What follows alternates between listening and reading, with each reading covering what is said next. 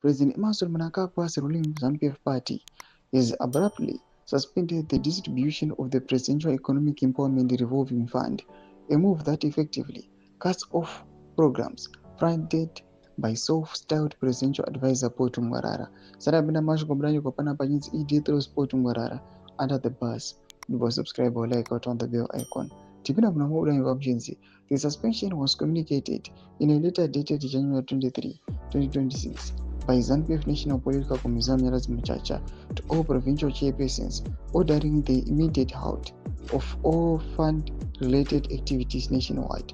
The Commissariat Department wishes to announce the temporary suspension of the distribution of the Presidential Economic Empowerment Revolving Fund, henceforth, Machacha wrote.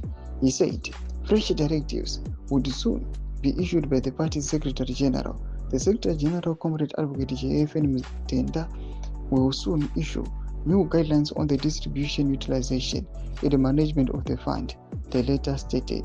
Provincial structures were instructed to cease all activities linked to the fund and await further communication from party headquarters. Provinces are advised to comply with this party position pending further instruction, Machacha straight.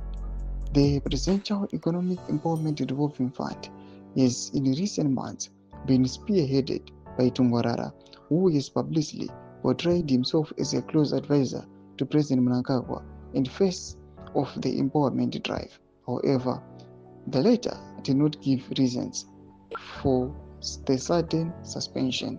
Tomashkwana mdanyo kwa pangwa inoi. Kuda comment section tutafuro emu tukipa sope the suspension. Some subscribe or like, on the bell icon.